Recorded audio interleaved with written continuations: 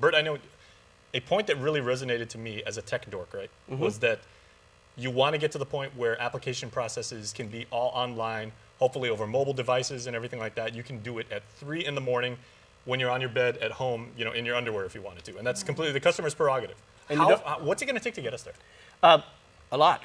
Initially, you need to look at some funding source. And one of the things that we found in our discovery was all the agencies were required to go back and review their fees on an annual basis. None of them have done that. And some of the fees may be no longer needed, but you also need to be able to, in that process, figure out what's it going to cost to have a fully online system and calculate that into the fees so that it's funded.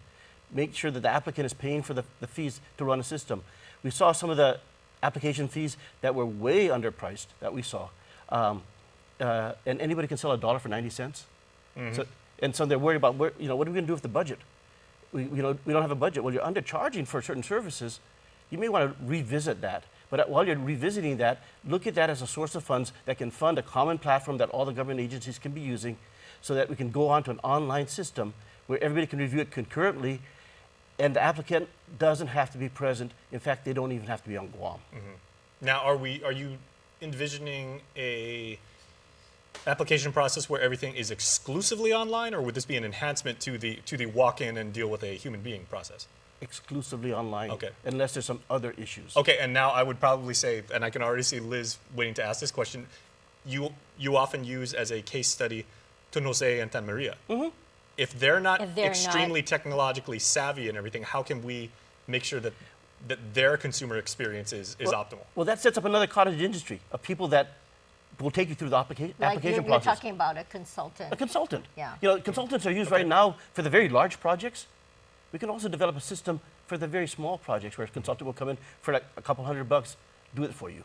The concern, though, is about the consumer, to make it easy for them. So what Bert did was, in his committee, they were doing the discovery phase of, right? You did the discovery, then you came up with recommendations on solutions, and then now the third step is implementation. So you came up with solutions, and when you presented your committee report to the governor, it did have a list of solutions, correct? 29 of them. 29 of them, okay. And then now the next phase would be implementation. That's correct.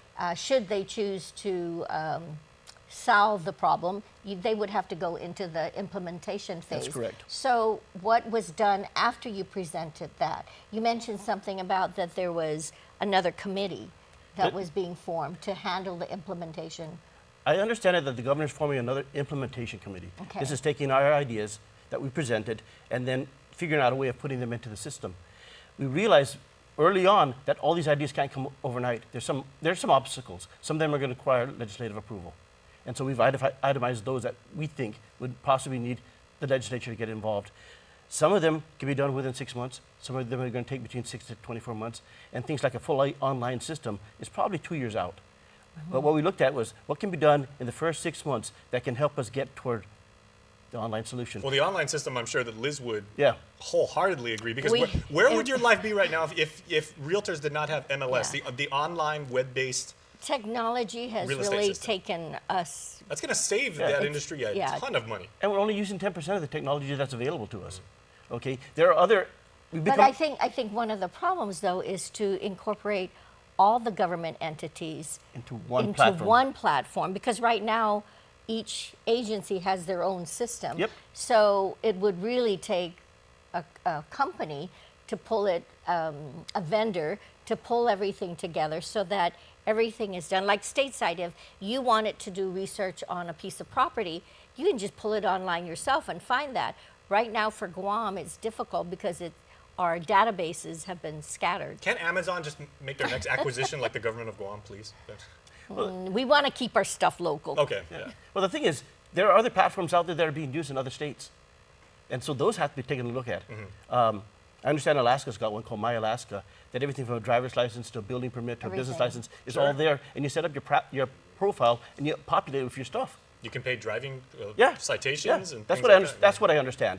That has to be looked at. And if that's a workable solution, maybe we should consider that. Right now, the government agencies are developing their own databases. Some on Google Docs, some on Excel, some of them on different software, kind but of they're not pull able to them- communicate. need to So pull the them first all thing we need to together. do is find a common platform that all of them can use to develop their databases on, and then allow it to communicate. If they're on different platforms, you're going to have to develop interfaces, which becomes more complicated and more expensive and time-consuming.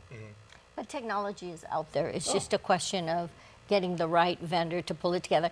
And I think cost is a factor as well. Yeah. So we've got to be a bit concerned about that. I want to thank Bert for his time and effort in his committee's time, because it didn't cost the government anything to put that together. The real cost would be in the implementation process. Exactly. It's one thing. Yeah. It's one thing to have a bunch of big thinkers sit around and come up with a really Right. Yeah. effective plan Right. from someone like you Yeah. who knows the ins and outs of GovGuam.